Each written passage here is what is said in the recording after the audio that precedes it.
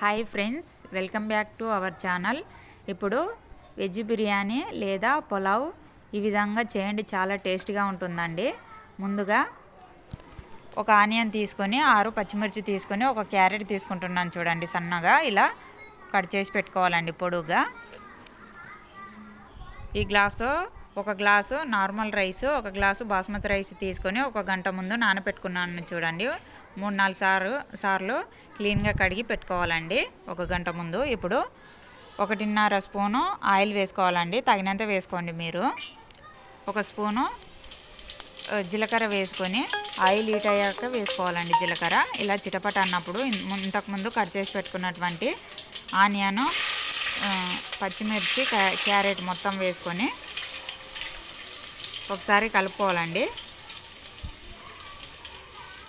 Stove హైలో పెట్టేసి కలుపుకోవాలండి. ఇప్పుడు ఇలా కొంచెం కలర్ వచ్చిన తర్వాత 1 స్పూను అల్లం వెల్లుల్లి పేస్ట్ వేసుకోవాలండి. ఇప్పుడు మీడియం ఫ్లేమ్లో పెట్టేసి కలుపుకోవాలండి, ఎందుకంటే అల్లం వెల్లుల్లి పేస్ట్ అడుగు పడుతుంది కాబట్టి మీడియం ఫ్లేమ్లో పెట్టేసి పచ్చివాసన పోయేంత వరకు ఇలా కలుపుతూ ఉడికించాలండి.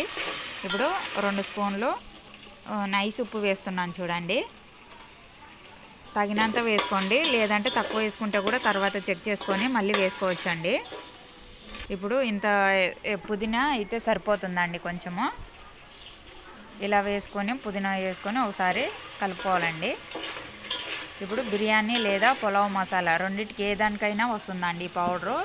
5 రూపాయల ప్యాకెట్ ఉంటుంది కదా, మొత్తం వేస్తున్నాను చూడండి. ఆ ప్యాకెట్ మొత్తము టేస్టీగా ఉంటుందండి. ప్యాకెట్ మొత్తం వేసిన ఇలా మసాలా పచ్చివాసన పోయేంత వరకు ఇలా కలుపుతూ ఉడికించాలండి. ఇంతకుముందు నానబెట్టుకున్నటువంటి బియ్యము మొత్తము వాటర్ మొత్తం వంపుకొని బియ్యాన్ని మొత్తం అందులో వేసుకోవాలండి. 1 గంట ముందు నానబెట్టిన చూడండి బియ్యము. ఇప్పుడు హైలో పెట్టేసి మసాలా మొత్తము రైస్కి పట్టేటట్టు బాగా నిదానంగా కలపాలండి. చాలా బాగుంటుందండి, ఒకసారి ఈ విధంగా చేయండి.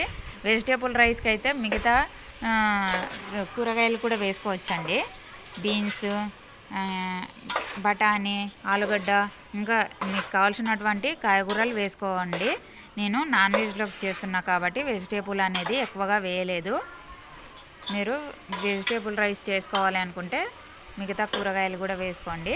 ఇప్పుడు నార్మల్ రైస్కి అయితే 2 గ్లాసులు వేసుకోవాలి. బాస్మతి రైస్ 1 గ్లాస్ తీసుకున్నా కాబట్టి 1.5 గ్లాస్ వాటర్ అయితే సరిపోతుంది. నేను మొత్తము 3.5 గ్లాసు వాటర్ వేసినాను చూడండి. మొత్తం కలుపుకోవాలండి.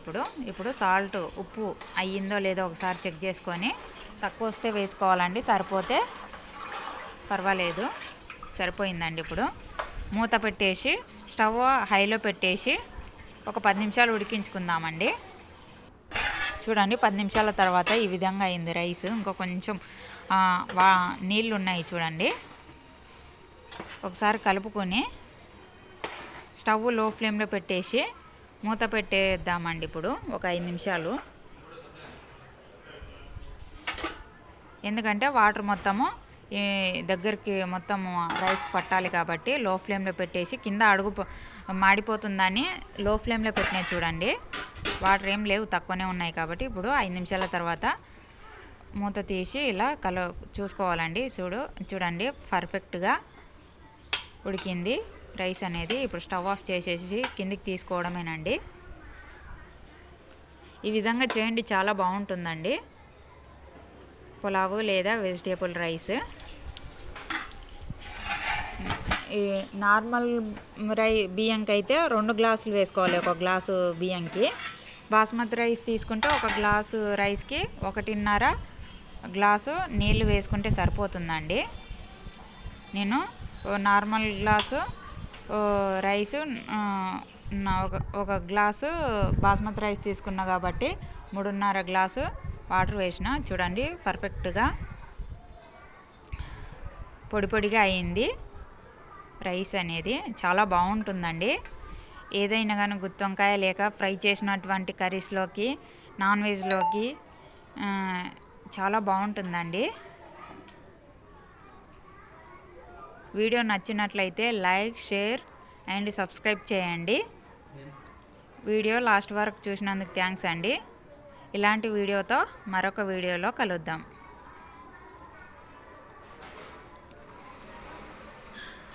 బాయ్ అండి.